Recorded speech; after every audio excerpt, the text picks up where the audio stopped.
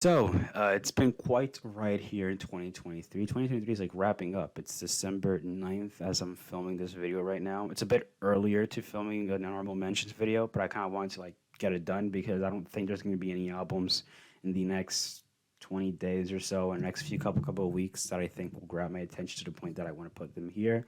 And it seems to be drying up a bit as well as the month is progressing and the month is opening. I was expecting Kanye and Cardi to drop, but it seems that they're going to be delaying their records to possibly next year. I know Cardi did say 2024, probably January, which I am insanely excited for as well. So the reason why I'm kind of like doing this video so early is also because I feel that my best albums 2023 video will probably be a bit lengthier. It will be a much lengthier. Hopefully, it won't be as lengthy as my 2020 best albums 2022 video, which is basically almost an hour of like me. I guess I don't want to say yapping. It was kind of like yapping, but it was a bunch of albums thrown into the mix, and I wanted to make it, I guess, more attention friendly for you guys because I know that 50 minutes of just yapping is not the most entertaining thing of all time. But I do appreciate you guys checking out that video. It's one of my highest viewed videos in the channel, and there was a lot of support thrown in there, and I love the engagement there was in the comments with you guys, kind of giving your own personal top 10 or best favorite albums of the year. That was very cool. But anyway, returning back to the video, these are my honorable mentions for 2023. While they did not make it to the best albums of 2023, it does not mean they are bad records. I just personally feel these are solid records that everyone should listen to. It's just possibly not at the same level as the best albums of 2023. But once again, they are albums that are worth listening to. And hey, it might be your favorite album from that year as well. It's very subjective. There are albums that people really loved this year that I personally thought were fine, and that's completely okay, you know. But music is entirely subjective. So anyway, I want to start off the list with the Aux by Blockhead. Yes, I'm using my phone because I have notes here with all the albums listed. But yeah, I came across this record very recently. I did hear Fantano kind of review it, and it was very interesting just hearing, I guess, a producer album. Like it's almost like if The Alchemist were to do like his own album and just have a bunch of features thrown in there. And I just felt that the Aux by Blockhead was a very interesting album. It's almost like an invitation for those people who just love the underground hip hop scene to just kind of tune in because it has features from A$AP Rock. It does have Danny Brown. It does have Arm& Hammer, and also another Billy Woods feature thrown in the mix. And Avy Blue. There's a bunch of features from the underground that I think make some great has some great verses and have some fantastic features. And there's a lot of surprises that are in there in the mix. I feel that for the most part, the production is just very consistent. There wasn't a single beat that I wasn't interested in. I was very invested. I do feel that more towards the second half, it's slightly shaky. There are some songs that are gonna throw you off in there, but for the most part, this album is just filled with nothing but just surprise features and just some of the best feature verses I've heard this year as well. I think Billy Woods nailed every single verse, every single feature he's been so far this year, and this album is like a proof that hey, he's one of the best feature underground hip hop artists ever as well. So next up, I have Time Lapse by Yukika. I also came across this EP very recently. I've been surprised that have never listened of her name at all, and apparently she plans to retire. So that's kind of sad because this record is a very special homage. It's a very great homage to the sort of city pop sound and style that you would hear in the older Japanese city pop cuts. It's a pretty great small short EP where there are some kind of covers and renditions of older city pop songs, but there's a Yukika's rendition. It's a great homage record as well. As I said, the mixing in here is very nice. It's very clean. It's very polished, and you can really tell this EP was a huge passion project of hers because the way it's structured, the way there's so much attention to detail in the mixing with the guitars, the bass, how the tracks progress in general, how well structured these songs are. You can tell that she really cared a lot about it and she wanted to make sure and nail these renditions. Up, I have Messy Room by The Deep. This is one of the most random EPs I've ever come across to, and I'm glad I did come across this EP. It's just so playful, so eccentric, and so unserious as an album. I mean, as an EP. Like, my favorite track in here is called Bapa. I forgot what it's called. I think it's Bapi. I think so. It's like a very like fashion show type inspired song where it's like I can imagine like a bunch of models just walking down the runway and just hearing this song in the background. It just has like that pop fashion show uh, feeling where it's like everybody's just like showing off in a way. I don't know why it just has that runway vibes. But again, it's fun. It's very unserious. It's not like you have to be paying attention to the lyrics all the time to understand the thing. This record doesn't even have like a concept. It's not a concept album at all. It's just kind of like the deep, just kind of like messing around, throwing in some stuff in the wall. But it's not to the point that it's like there's no direction. There is direction in here. There's a sonic direction that's very nice. And it's just really to have fun. It's just not to take very seriously. I mean, the lyrics in some of these songs are absolutely ridiculous. I think there's a song called Bow Wow, or it has, yeah, I think it's called Bow Wow, and it has the following lyric literally is dog barking. I mean, it's not like a serious song at all. This record isn't serious at all. It's just fun. It's unserious. It's just to have some. It's just literally to have some fun. There's no better way of putting it. Just have some fun, kind of mess around. That's it, and I really love what it was trying to do. Next up, I have I Was Mature for My Age, but I Was Still a Child by Group Therapy. Uh, this album was brought to my attention by Fantano, and also partially as a TikTok because I think one of the members in that group was actually one of the main stars in Lab Rats, which actually is one of my favorite Disney XD shows growing up as a kid, which is a fun fact as well. But yeah, it's kind of crazy just the progression from just being a child actor to just being a rapper, just being a musician from this trio here. I honestly think this record is very cool. It's very diverse in what it does. It tries to do a lot of things in this time span of like 16 or 17 tracks, which I do applaud. It has instances of pop, hip hop, some trap, some club vibes. It tries to go a bit more R&B. It tries to be everything all at once. And while it does kind of like it does kind of gets lost a bit in its direction and where it's trying to go. I do feel that there is some fun to be had in this record. It's just a very fun record, just like the record I was talking about recently, The Messy Room. Uh, it's just more of them experimenting, kind of messing around. It's very unserious. There are some serious aspects where it gets a bit more personal in some of the track developments, but for the most part, it's almost like if you're listening to a Brockhampton or AG Club record, where most of it just to like have fun, have some vibes thrown in there, and just hey, like just let's see where it goes. You know, it gives you that type of feeling, that type of experimentation vibe, where they're just finding their own lane and they want to do everything together. I do think this record is very well produced as well. It has some crazy beats at times.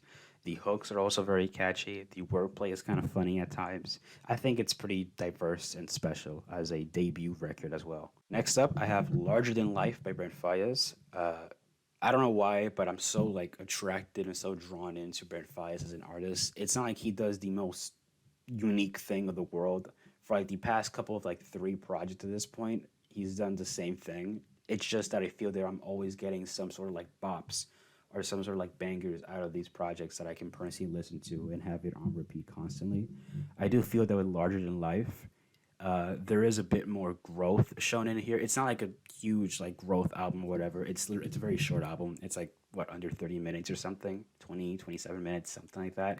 It's a very short album, but I feel that the highlights in this record are honestly great. I love that track where he has that ASAP Rocky feature. That's also one of Rocky's kind of best recent features in a long time, which I also really love. But yeah, again, it's just more of the same thing you would get in a Brent Faiyaz record. It's not the most diverse, unique thing ever. It's just I guess more for the R&B fans and for the more modern R&B fans as well. I think you'll find an enjoyable amount of bops in here. And I'm also recommending this record because it's very short. Again, it's like 26 minutes, something like that. It's very short. You don't really waste your time in here. You're probably going to find a few selection of bops. Sure, it isn't the most consistent body of work ever. I think Wasteland is a much better record in comparison, and even Fuck the World in that case. But I think Larger in Life does have some material that will probably keep you going and keep you interested in listening to the record, especially the features, which in the most case, they do a great job. So my next recommendation is Magic 2 by Nas. Nas has been on a huge spree these past couple of years. He recently finished that King's Disease trilogy, which ended pretty well. I did put in my honorable mention of 2022 last year. And this year he decided to go kind of crazy and throw two more albums to finish the Magic trilogy. So from Kings of Seas, he goes to this Magic trilogy. He's dropped like what 6 records in the span of 3 years, which is still mind-boggling and insane to me. I still can't comprehend the amount of show this man had. Which is again his work, or his work, I guess, ethic is crazy because most of his records he's in now with Hit Boy, and I do feel that Hit Boy's production is still kind of clean and relatively fresh still to this day. Even though there are some instances where I feel that I have more of a Hit Boy fatigue, and I feel that it might be a bit too many Hit Boy beats or a bit too much of the Hit Boy production in this case. But I feel that Magic 2 kind of shines aside of the short runtime his record has. It shines because it's kind of like Nas at one of his better primes or one of his better peaks in terms of writing.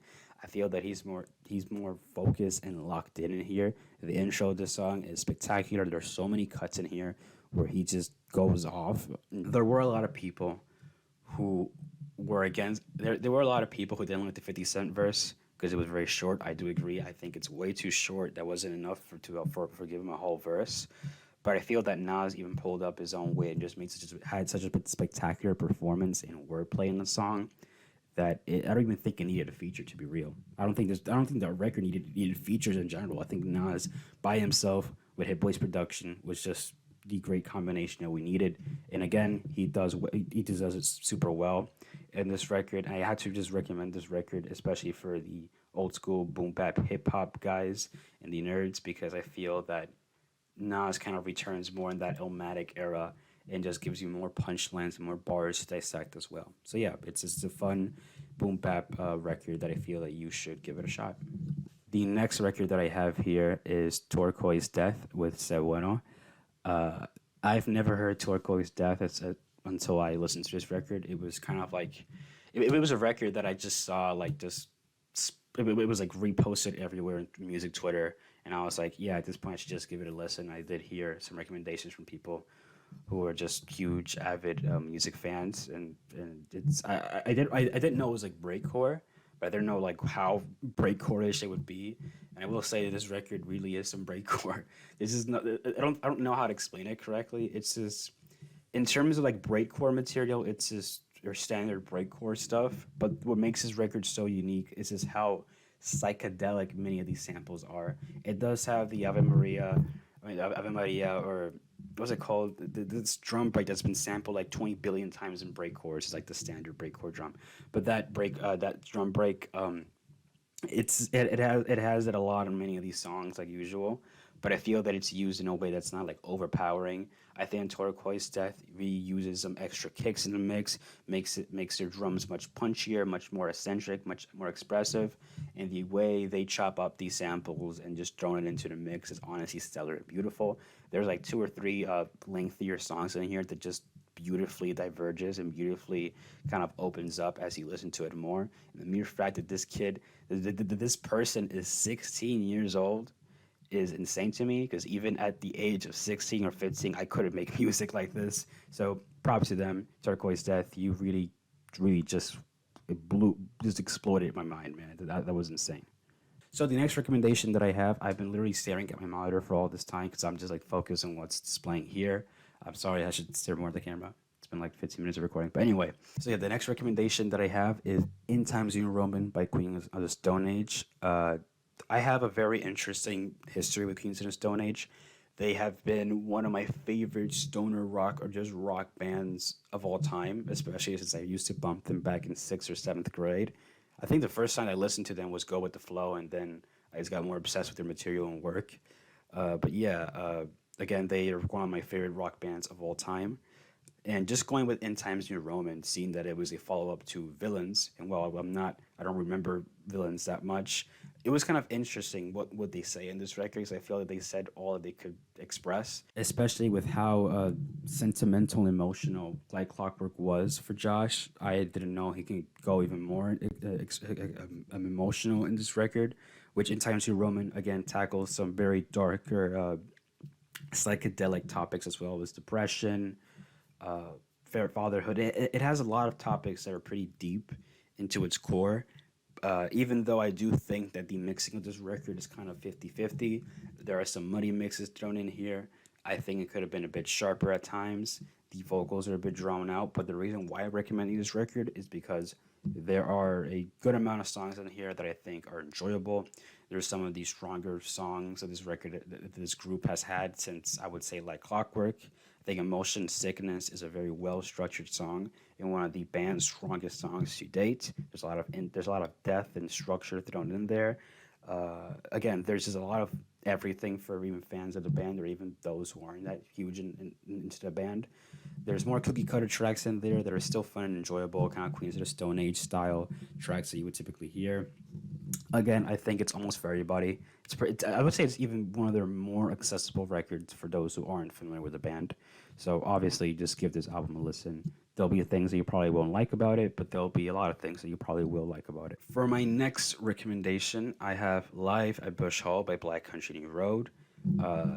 Last year, I wanted to put them in the best albums of the year list. I think I did put some text earlier on in the video where I said, hey, I made a mistake. I want to put this album in here, and I had 2 more records in there. It was a huge, long list. I don't remember everything.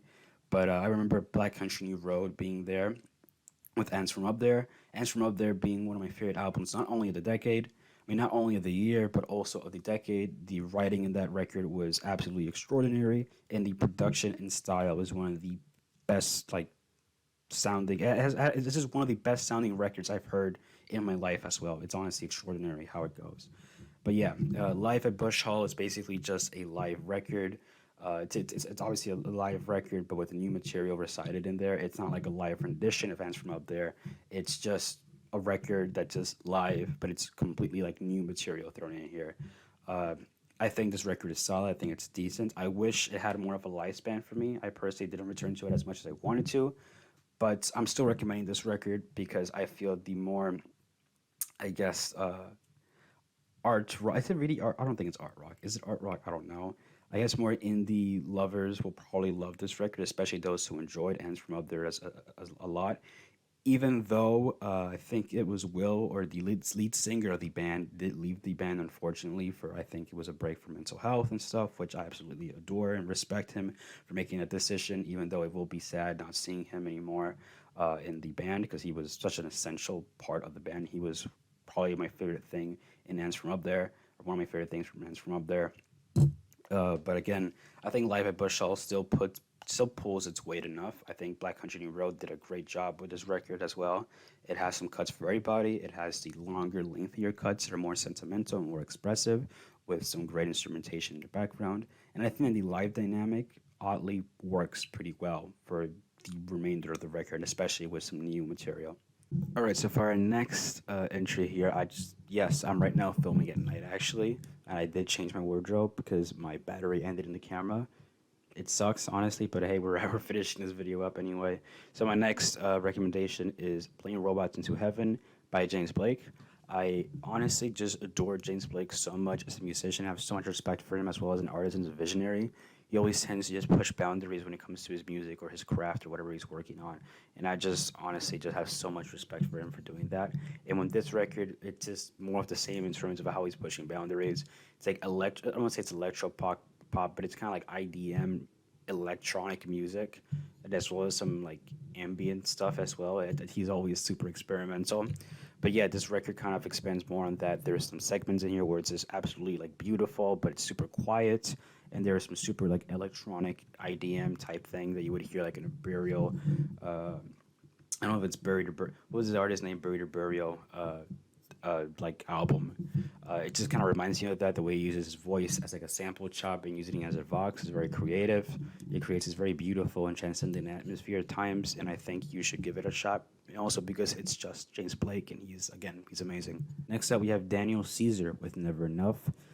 We haven't received a Daniel Caesar project since like what 2018, 2019-ish when he dropped the Case Study album, I think it was. Yeah, the one that has Entropy and a bunch of great songs in there. That album I was kind of mixed on, and it does have some highlights. I do feel kind of like mixing that project. I do feel that Never Enough kind of improves in that thing, and despite it being a much lengthier process and a much monstrous project in comparison, and it does have its shallow moments at times. I feel that the highlights in here are nothing short but beautiful.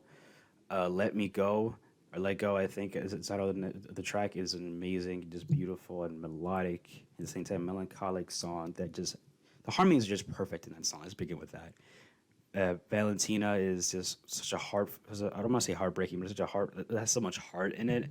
It's a beautiful song.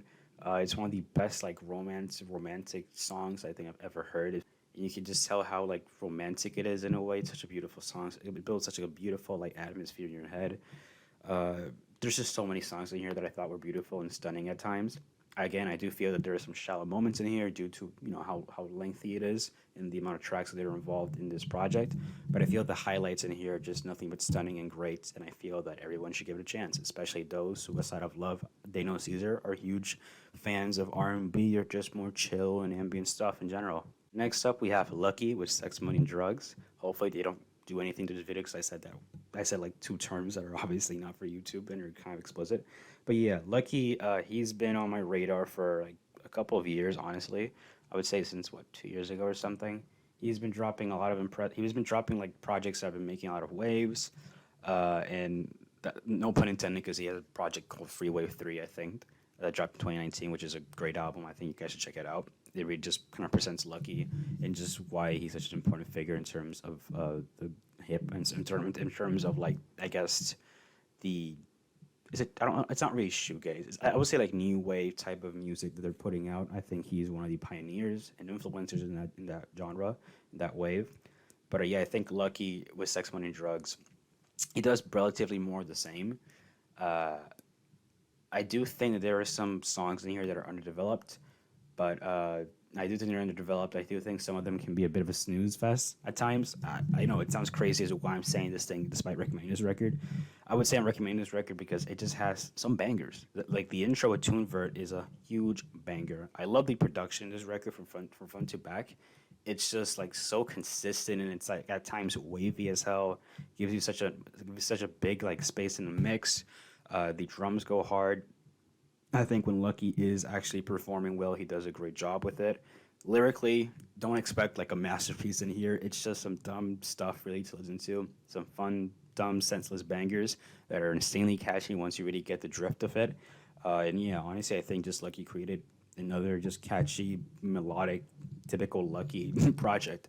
I just think I should put it in here and recommend it because once again, it offers a decent amount of bangers and some bops.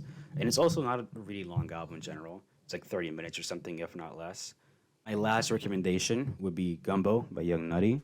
I did recommend what was that last album? He damn, what was it? That last album from last year.